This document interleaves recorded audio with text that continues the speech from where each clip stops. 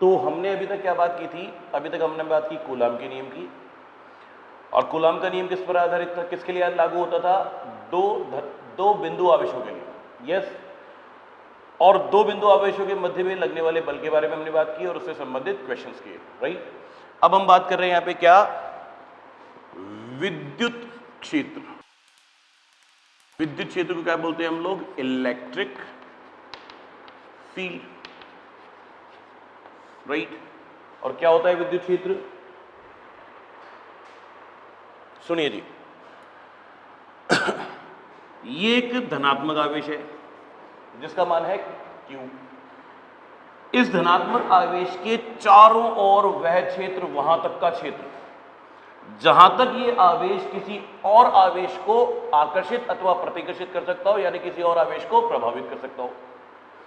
इस आवेश के चारों ओर वह क्षेत्र जहां तक ये आवेश किसी और धनात्मक या ऋणात्मक आवेश को आकर्षित अथवा प्रतिकर्षित कर सकता हो, यानी कि किसी और आवेश को प्रभावित कर सकता हो, वो पूरा क्षेत्र इस आवेश का विद्युत क्षेत्र कहलाता है। बोलो बात समझ में आई? तो मैं लिख रहा हूं,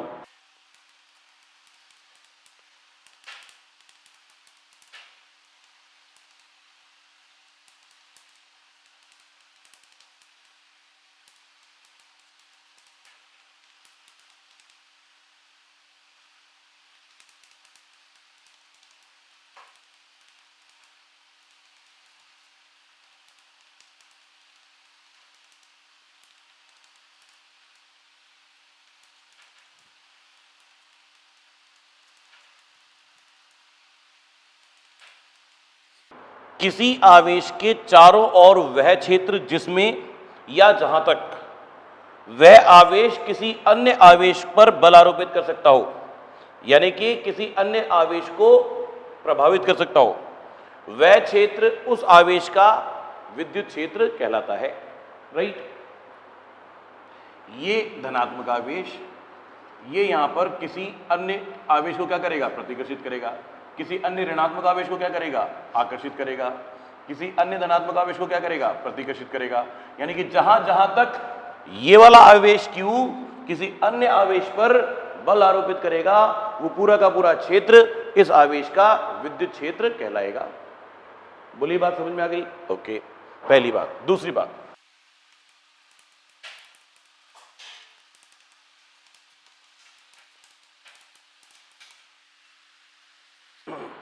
अगली बात है इलेक्ट्रिक फील्ड इंटेंसिटी, यानी कि विद्युत क्षेत्र की तीव्रता। पहली बात तो ये कि किसी बिंदु पर किसी आवेश का विद्युत क्षेत्र कितना प्रबल है, किसी विद्युत क्षेत्र की किसी बिंदु पर प्रबलता बताने वाली भौतिक राशि को क्या कहते हैं? विद्युत क्षेत्र की तीव्रता। किसी आवेश के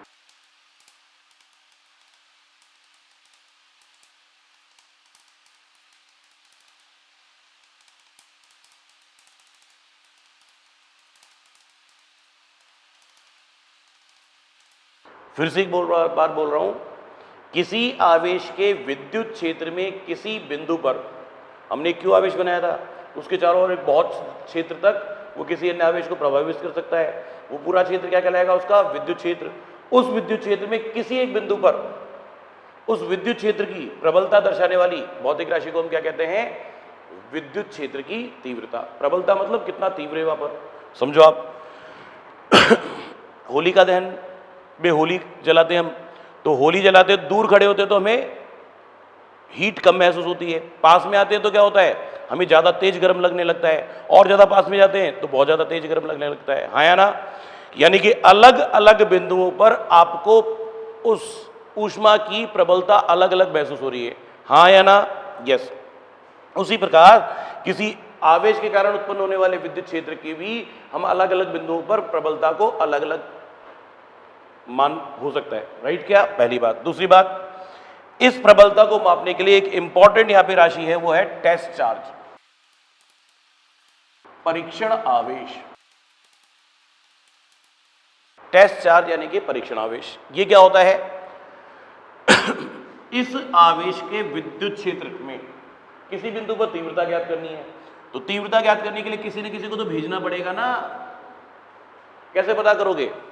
वो जो होली का दहन हो रहा था वो किस जगह पे ज्यादा उसकी प्रबलता है, उसकी ऊष्मा की प्रबलता ज्यादा है, किस जगह पे उसकी ऊष्मा की प्रबलता कम है, ये किससे कैसे पता चलेगा? जब कोई उसके आसपास जाएगा, उस बिंदु पर जाकर देखेगा। यस और नो? तो बेसिकली पहली बात, ये परीक्षण आवेश कौन है? ये प्रेक्षण आवेश है, जो उस विद्युत क्षेत्र की प्रबलता को प्रेक्षित करने के लिए प्रयुक्त किया जाएगा, है ना? तो ये बेसिकली कौन है? प्रेक्षण आवेश। दूसरी बात, इस परीक्षण आवेश का परिमाण बहुत अल्प रखा जाता है, बहुत अल्प परिमाण का आवेश होता है, राइट? क्यों होता है? मैं तो इस वाले आवेश के विद्युत क्षेत्र की का परीक्षण करने वाला हूं, इस आवेश के विद्युत क्षेत्र की प्रबलता की गणना करने वाला हूं, चेक करने वाला हूं, और मालूम पड़ा इसका खुद का विद्युत क्षेत्र, इसका ये आवेश बहुत ज्यादा है, इसका खुद का विद्युत क्षेत्र ही बहुत प्रबल है, तो उसने तो इसको प्रभावित कर दिया, हाँ या ना? यानी कि परीक्षण आवेश एक अल्प परिमाण का आवेश होता है, जो जिसका खुद का विद्युत क्षेत्र किसी अन्य आवेश को प्रभावित ना कर सके, जो खुद किसी अन्य आवेश के विद्युत क्षेत्र में रहकर उस आवेश के विद्युत क्षेत्र का परीक्षण कर सके, पर खुद किसी अन्य आवेश को प्रभावित ना कर सके, हाँ या ना? तो दूसरी इंपॉर्टेंट बात क्या है?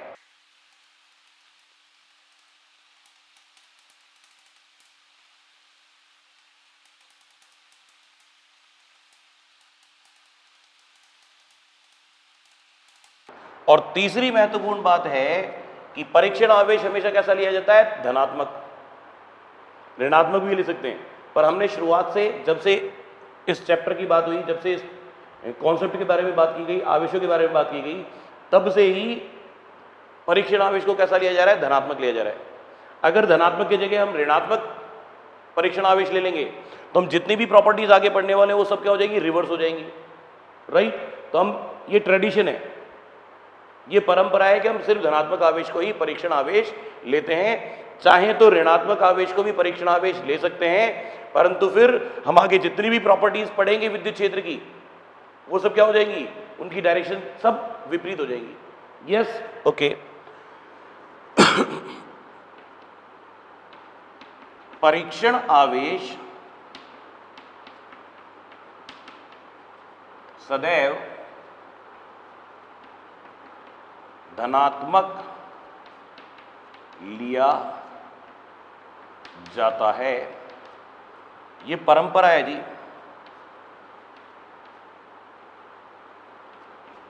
परंपरा है ऐसे, राइट? ओके।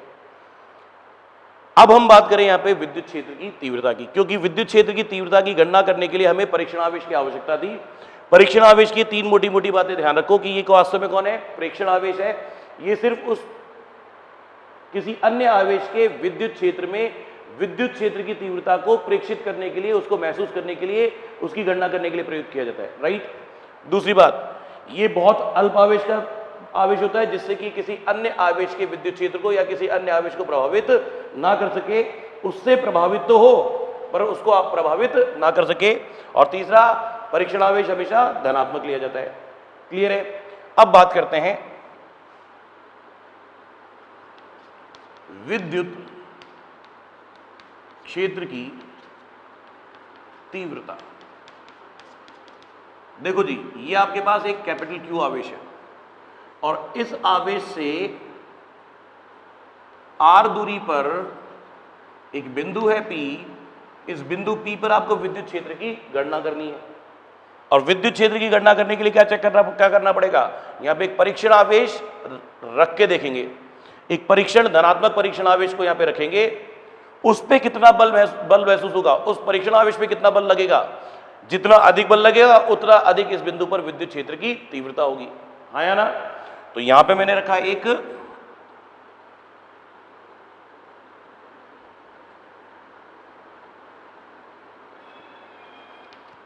परीक्षण धनावेश, यहां पे एक परीक्षण धनावेश रख के देखा, राइट? तो मैं क्या कह रहा हूं,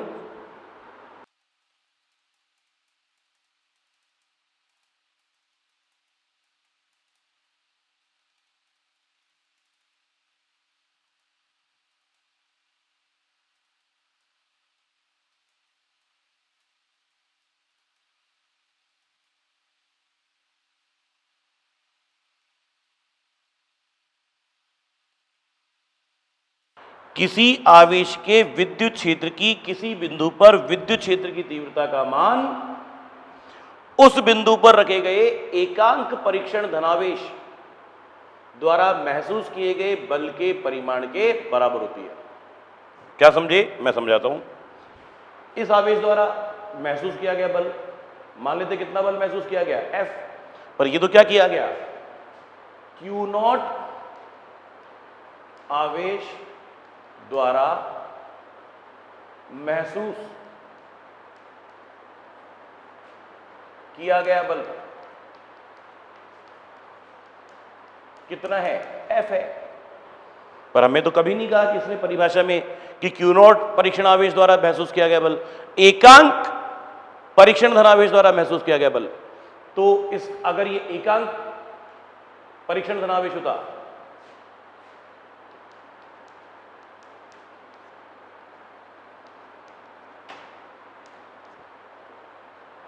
एकांक परीक्षण धनावेश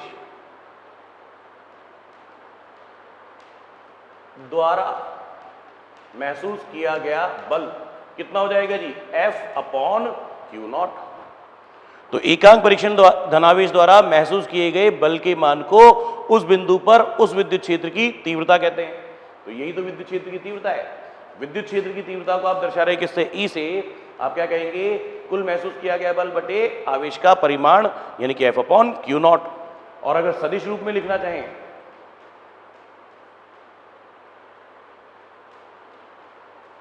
इस आवेश के विद्युत क्षेत्र को सदिश निरूपण किया जाए तो क्या लिखा जाएगा?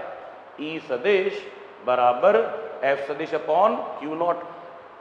यस, क्योंकि बल भी इधर लग रहा है और इसकी विद्युत क्षेत्र की तीव्रता की दिशा भी इधर ही लेंगे। Right, okay. दूसरी बात, F की वैल्यू इस आवेश पर इस आवेश के कारण लगने वाले बल का मान कितना है? K Q0/R² into R cap. इस आवेश की यहां से दूरी किस R दिशा किस तरफ है? इस तरफ। और बल भी किधर लग रहा है? इसी तरफ। तो बल की दिशा इस R कैप की दिशा के समानुपाती है, समांतर है। राइट, तो क्या कहूंगा? ये F की वैल्यू हो गई। तो आप क्या लिखेंगे? आप लिखेंगे विद्युत क्षेत्र की तीव्रता बराबर F की value K Q0/R² into R कैप/Q0। इस Q0 से Q0 क्या हो जाएगा? कैंसिल। तो विद्युत क्षेत्र की तीव्रता कितनी आई आपके पास? E सदिश बराबर KQ/R² इंटू R कैप। ये क्या आ गया आपके पास?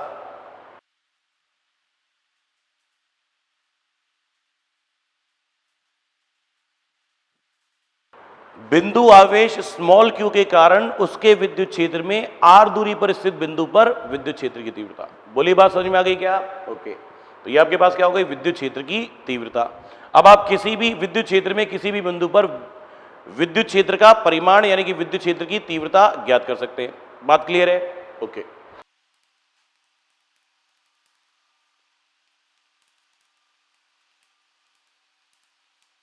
एक और महत्वपूर्ण बात यहां पर विद्युत क्षेत्र से संबंधित है, विद्युत बल रेखाएं यानी कि इलेक्ट्रिक लाइन्स ऑफ फोर्सेस। पहली बात, ये काल्पनिक रेखाएं हैं, ये वास्तविक रेखाएं नहीं है, काल्पनिक रेखाएं। किस लिए काम में ली जाती हैं? उस आवेश के विद्युत क्षेत्र की दिशा दर्शाने के लिए। किस लिए? ये किसी आवेश के विद्युत क्षेत्र की दिशा दर्शाने के लिए प्रयुक्त होती हैं। ठीक है, ओके। है क्या विद्युत बल रेखाएं? माना कि ये एक धनात्मक आवेश है Q। इस आवेश के विद्युत क्षेत्र में एक परीक्षण आवेश रखा गया, छोटा सा नन्हा सा आवेश Q0। ठीक है जी। इस आवेश पे इसके कारण रखा गया यानी कि विरामावस्था में रखा गया इसको विरामावस्था में मुक्त किया गया जी। तो इस धनात्मक आवेश के कारण ये क्या होगा, प्रतिकर्षित होगा और इस पथ पे गति करने लगेगा। और इस परीक्षण आवेश द्वारा तय किए गए पथ के अनुदिश अगर कुछ रेखाएं खींची जाए, काल्पनिक रेखाएं खींची जाए, तो वो काल्पनिक रेखाएं क्या कहलाती हैं, विद्युत बल रेखाएं कहलाती हैं। अब इसको परिभाषा में बताता हूं। किसी आवेश के विद्युत क्षेत्र में विराम अवस्था में मुक्त किए गए परीक्षण धनावेश, किसी आवेश के विद्युत क्षेत्र में विराम अवस्था में मुक्त किए गए परीक्षण धनावेश द्वारा तय किए गए पथ के अनुदिश खींची गई काल्पनिक रेखाएं उस विद्युत क्षेत्र की विद्युत बल रेखाएं कहलाती हैं, उस आवेश के विद्युत क्षेत्र की विद्युत बल रेखाएं कहलाती हैं। राइट, मैं लिख देता हूं पहले।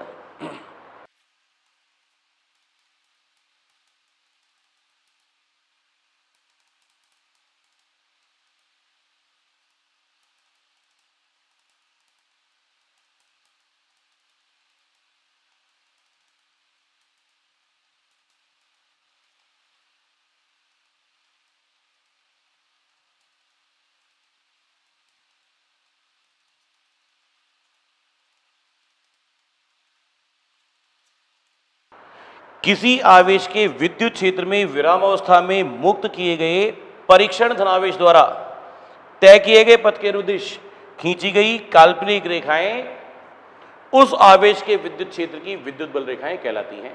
यस, अब जरा समझो, बात पूरी नहीं हुई। अगर ये धनावेश यहां, ये परीक्षण धनावेश यहां रखते तो ये किधर गति करता, इस पथ के अनुदिश।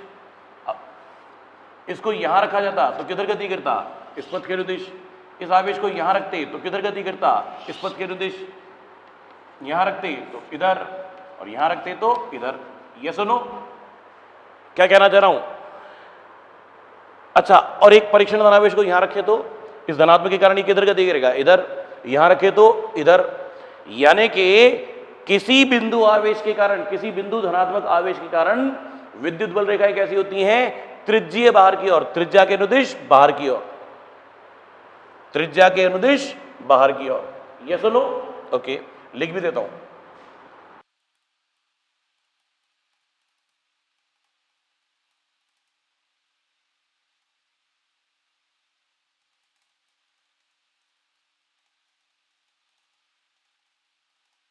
किसी धनात्मक आवेश के कारण विद्युत बल रेखाएं सदैव त्रिज्यीय बाहर की ओर होती है, त्रिज्या के अनुदिश और बाहर की ओर होती है। राइट, चलिए जी।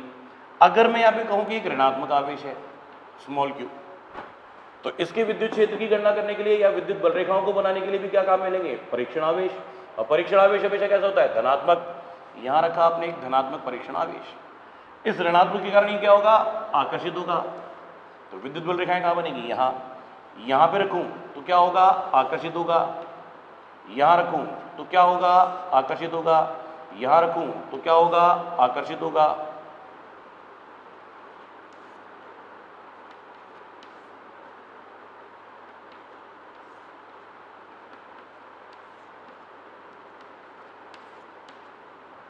क्या देखा, ऋणात्मक आवेश के कारण विद्युत बल रेखाएं त्रिज्यीय अंदर की ओर होती हैं, क्योंकि मैंने परीक्षण धनावेश रखा और उसने जिस पथ के अनुदिश गति की, मैंने बल रेखाएं खींच दी, मैंने काल्पनिक रेखाएं खींची जो कि क्या कहलाई, विद्युत बल रेखाएं। तो ऋणात्मक आवेश के कारण विद्युत बल रेखाएं त्रिज्यीय अंदर की ओर होती हैं।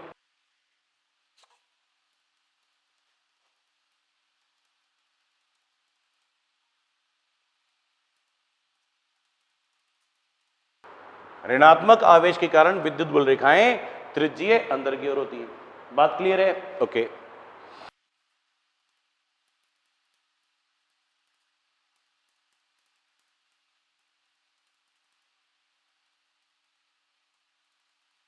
एक धनात्मक आवेश है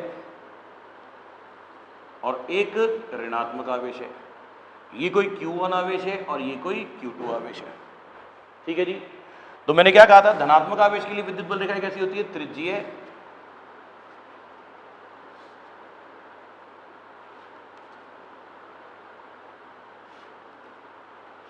बाहर की ओर।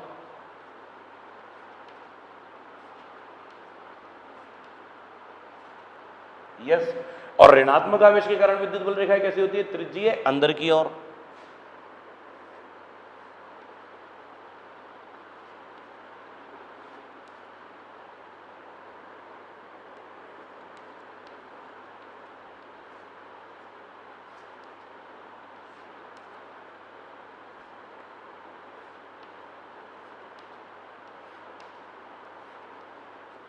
यस, पर एक धनात्मक और ऋणात्मक आवेश के युग्म के लिए विद्युत बल रेखाएं कैसी होंगी? धनात्मक से प्रारंभ होंगी और ऋणात्मक पर समाप्त होंगी। धनात्मक से प्रारंभ होगी और ऋणात्मक पर समाप्त होगी। धनात्मक से प्रारंभ होगी और ऋणात्मक पर समाप्त होगी।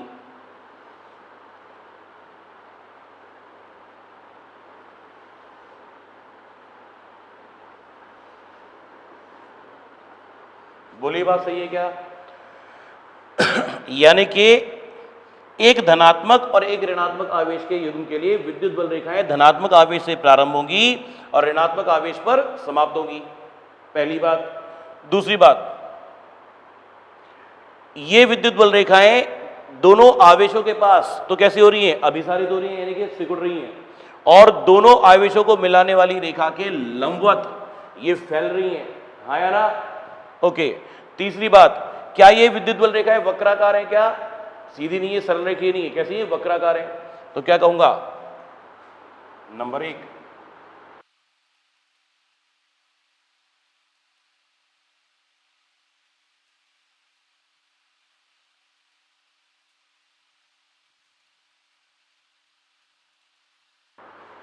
विद्युत बल रेखाएं धनात्मक आवेश से ऋणात्मक आवेश की ओर होती हैं और ये वक्राकार विद्युत बल रेखाएं होती हैं। और क्या सीखा था?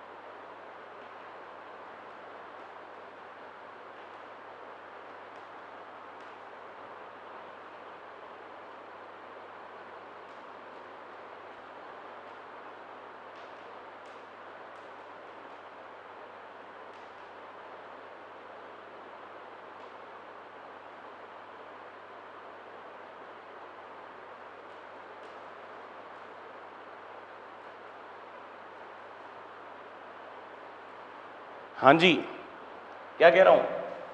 मैंने ये लिखा, दोनों आवेशों पर विद्युत बल रेखाएं संकुचित होती हैं, यहां पे संकुचित होती हैं, और जबकि दोनों आवेशों को मिलाने वाली रेखा के लंबवत फैलती हैं, जो कि विपरीत प्रकृति के आवेशों में आकर्षण बल को दर्शाती हैं। आप एक बात बताओ, किसी वस्तु को पकड़ के खींचे दोनों हाथ से, तो कैसे खींचेंगे? ऐसे। कैसे खींचूंगा? ऐसे। ऐसे खींचूंगा तो ये क्या होगा?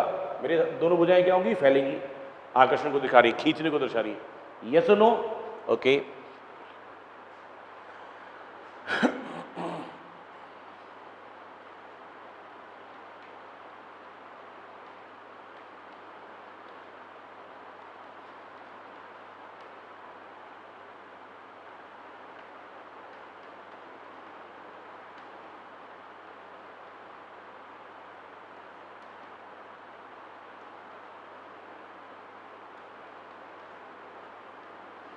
दो समान प्रकृति के आवेशों के कारण विद्युत बल रेखाएं।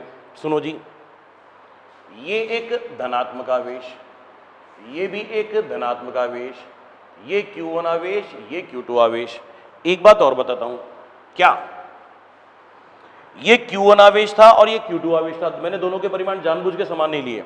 मैं कहता हूं यदि Q1 is more then Q2, इस आवेश का परिमाण उस आवेश से ज्यादा होता, तो इससे निकलने वाली विद्युत बल रेखाओं की संख्या ज्यादा होती, जबकि वहां पे प्रवेश करने वाली विद्युत बल रेखाओं की संख्या कम होती। क्या कहना चाह रहा हूं? कि आवेश का परिमाण जितना अधिक होगा, विद्युत बल रेखाओं की संख्या भी उतनी ही अधिक होगी। अधिक परिमाण के आवेश के लिए विद्युत बल रेखाओं की संख्या भी अधिक होगी। बोलिए, बात क्लियर है क्या? ओके। इसी तरह से यहां पे बात करूं,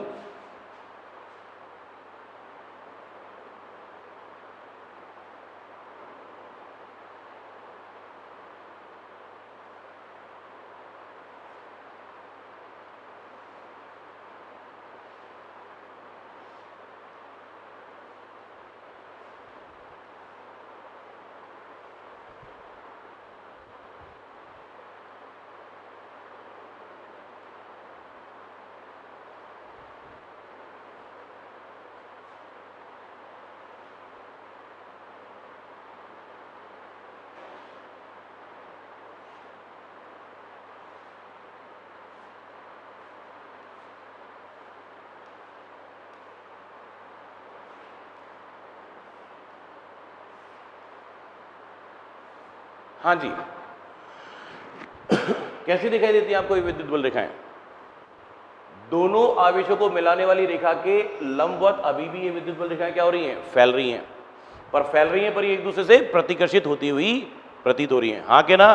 जो कि समान प्रकृति के आवेशों में प्रतिकर्षण बल को दर्शाती हैं। हाँ या ना? एक बात और समझ लो, ये ऋणात्मक आवेश Q1, ये भी ऋणात्मक आवेश Q2, तो इनके लिए विद्युत बल की रेखाएं कैसी होंगी? त्रिज्यीय अंदर की ओर। तो ये कैसी हो जाएंगी? त्रिज्यीय अंदर की ओर।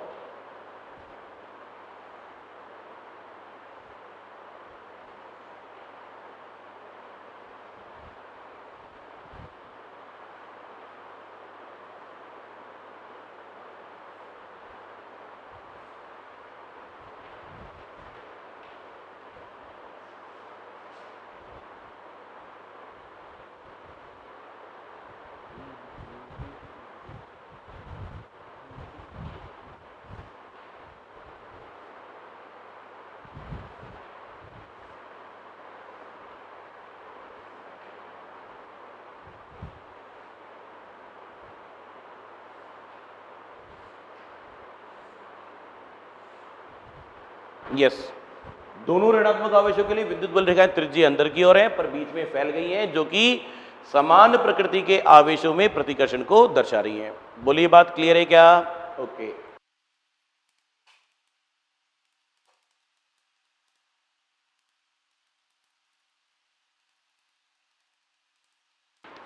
पहला गुण, विद्युत बल रेखाएं वक्राकार या सरल रेखीय दोनों हो सकती है, राइट। दूसरी बात,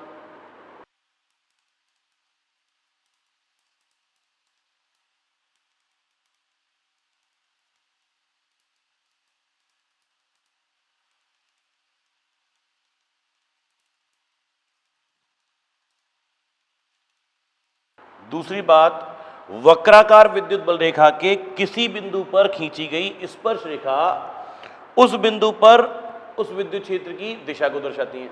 फॉर एग्जाम्पल, ये कोई वक्राकार विद्युत बल रेखा है और इस बिंदु पर अगर आप कोई स्पर्श रेखा खींचें तो स्पर्श रेखा कैसे खींचेगी? ऐसे। तो ये जो स्पर्श रेखा है ये इस बिंदु पर किसको दर्शाएगी? विद्युत क्षेत्र की दिशा को दर्शाएगी। बोली, बात क्लियर है? एक बात। तीसरी बात,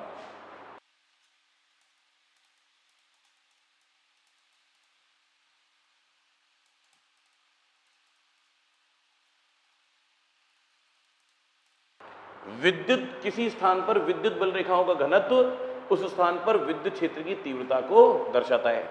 कैसे? ये एक धनात्मक आवेश है, यस, और इसके कारण ये विद्युत बल रेखाएं हैं।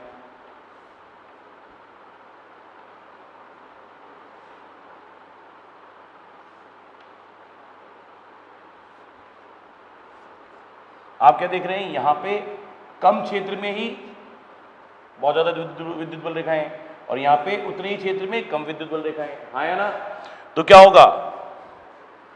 इस बिंदु पर ए पर और यहां पे विद्युत बिंदु बी, यहां पे विद्युत बल रेखाओं का घनत्व अधिक है तो विद्युत क्षेत्र की तीव्रता भी अधिक है। बी पर विद्युत बल रेखाओं का घनत्व कम है इसलिए विद्युत क्षेत्र की तीव्रता भी कम है। यानी कि क्या कहूंगा? बिंदु ए पर विद्युत क्षेत्र की तीव्रता का मान बिंदु बी पर विद्युत क्षेत्र की तीव्रता से अधिक होगा, अर्थात किसी स्थान पर विद्युत बल रेखाओं का घनत्व उस स्थान पर विद्युत क्षेत्र की तीव्रता को भी दर्शाता है। हाँ या ना? परंतु विद्युत बल रेखाओं का मुख्य काम क्या है? विद्युत क्षेत्र की दिशा दर्शाना। और अगर किसी बिंदु पर विद्युत क्षेत्र की दिशा ज्ञात करनी है तो उस विद्युत बल रेखा के उस बिंदु पर एक स्पर्श रेखा खींचो, वो स्पर्श रेखा की दिशा विद्युत क्षेत्र की दिशा को दर्शाएगी। यस।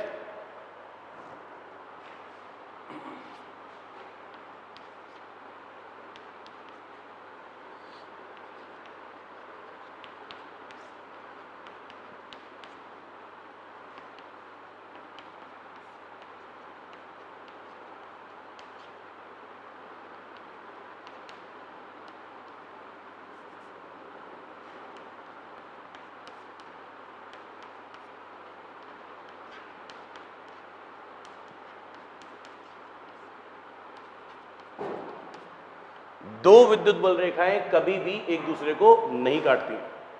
ठीक है जी, क्यों नहीं काटती हैं?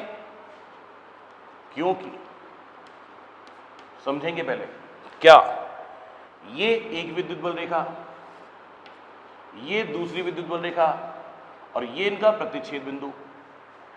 अगर इस प्रतिच्छेद बिंदु पर स्पर्शरेखा खींचूं तो पहले विद्युत क्षेत्र की पहली विद्युत बल रेखा पर एक स्पर्शरेखा खींचेगी जो विद्युत क्षेत्र की पहली दिशा दर्शाएंगी, और इस वाली विद्युत बल रेखा पर अगर स्पर्शरेखा खींची तो वो इधर खींचेगी, वो विद्युत क्षेत्र की एक और दिशा दर्शाएंगी। और विद्युत क्षेत्र कैसी राशि है? सदिश राशि, और किसी भी सदिश राशि की सिर्फ एक दिशा हो सकती है, एक से अधिक दिशा हो नहीं सकती। तो एक ही बिंदु पर विद्युत क्षेत्र की दो दिशाएं संभव है नहीं। इसका मतलब दो विद्युत बल रेखाएं एक दूसरे को कभी काटेंगी नहीं। बोलो, बात समझ में आई?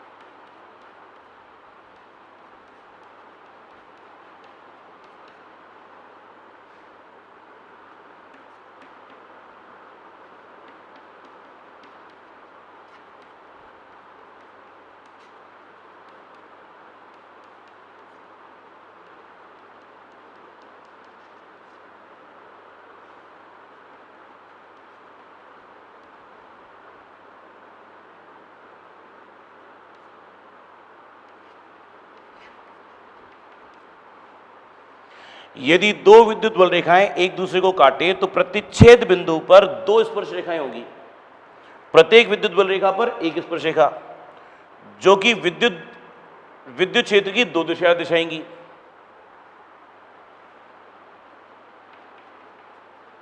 जो कि विद्युत क्षेत्र की दो दिशाएं दर्शाएंगी, वो संभव नहीं है। और संभव क्यों नहीं है? क्योंकि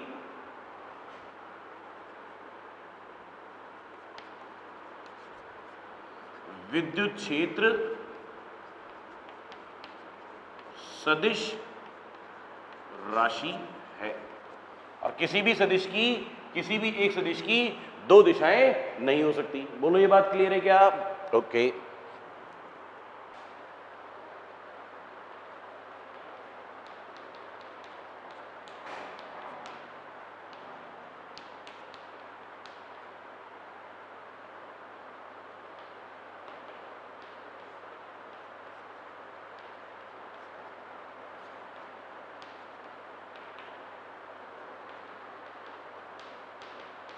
देखिए जी, मैं क्या कहता हूं, ये एक विद्युत क्षेत्र है।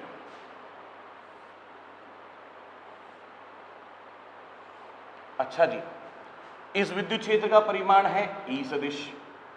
ठीक है जी।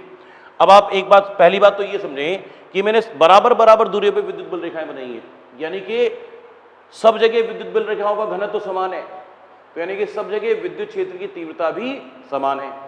यानी कि ये कैसा है? ये एक समान विद्युत क्षेत्र है।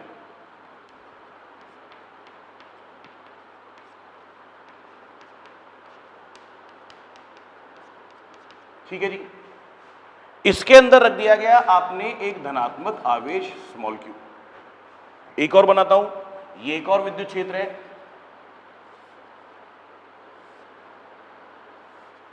वही ई विद्युत क्षेत्र है, परंतु इसमें आपने क्या रखा है? ऋणात्मक q आवेश रखा गया है। और इन आवेशों पे बल की बात करनी है। ठीक, पहली बात तो ये कि आपने विद्युत क्षेत्र के लिए क्या पढ़ा था? E vector equals to F vector upon Q naught. ये कोई विद्युत क्षेत्र है जी, ये लो जी। ठीक है, यहां पे आपने रखा कोई Q नॉट आवेश। ठीक है जी। पहली बात, ये धनात्मक आवेश इस धनात्मक आवेश से क्या होगा? प्रतिकर्षित। प्रतिकर्षित होगा तो विद्युत क्षेत्र किधर उत्पन्न होगा, इस तरफ, मतलब बल किधर उत्पन्न होगा, इस तरफ, और विद्युत क्षेत्र की दिशा भी किधर है, इसी तरफ। विद्युत बल रेखाएं जिस तरफ है उसी तरफ विद्युत क्षेत्र, और बल भी लगा उसी तरफ। तो पहली बात तो यह है कि धनात्मक आवेश, देख रहा, लगने वाले बल की दिशा विद्युत क्षेत्र के अनुदिश है क्या, बल is parallel to electric field, हाँ या ना। तो इस धनात्मक आवेश को विद्युत क्षेत्र में रखा गया है, तो इस पे लगने वाले बल की दिशा किधर होगी, विद्युत क्षेत्र के अनुदिश होगी, ये बात। दूसरी बात, आप यहां पे इस बल का मान निकालना चाहे तो क्या लिखेंगे, F vector equals to Q naught into E vector, बोलो हाँ या ना। पर अगर मैं Q आवेश रखूं तो बल का मान कितना हो जाएगा, F vector is equals to Q E vector. बोलिए बात सही है क्या, एक बात। दूसरी बात, ये इसी विद्युत क्षेत्र में मैं एक ऋणात्मक आवेश रख दूं जी Q, तो ऋणात्मक आवेश इस धनात्मक आवेश से क्या होगा, आकर्षित होगा, तो बल कहां लगेगा, इस तरफ। बोलिए सही है क्या, ओके। और विद्युत क्षेत्र किस तरफ है, इस तरफ, विद्युत क्षेत्र इधर है और बल किधर लग रहा है, उसके विपरीत दिशा में। यानी कि विद्युत क्षेत्र में रखे गए ऋणात्मक आवेश पर बल कहां लगेगा, विद्युत क्षेत्र के विपरीत दिशा में बल लगेगा, बोलो हाँ यारा। और बल का मान कितना होगा, F vector is equals to minus में क्यू ई वेक्टर, क्योंकि यहां पे लगने वाले बल की दिशा विद्युत क्षेत्र के विपरीत दिशा में है। यहां पे लगने वाला बल विद्युत क्षेत्र के समांतर था, यहां पे लगने वाला बल विद्युत क्षेत्र की विपरीत दिशा के समांतर है, यानी कि विपरीत दिशा में है, बोलो हाँ या ना। क्या सीखा, विद्युत क्षेत्र में रखे गए धनात्मक आवेश पर बल विद्युत क्षेत्र की दिशा में लगता है, और विद्युत क्षेत्र में रखे गए ऋणात्मक आवेश पर बल विद्युत क्षेत्र की विपरीत दिशा में लगता है, बोलो हाँ या ना। तो क्या सीखा हमने,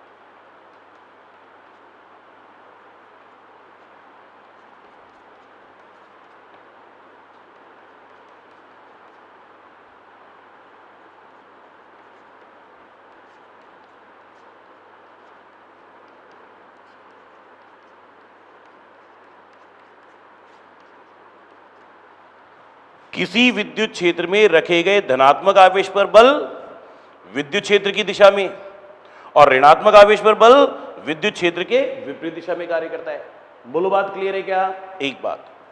और एक और बात, आखिरी बात लगभग, क्या कि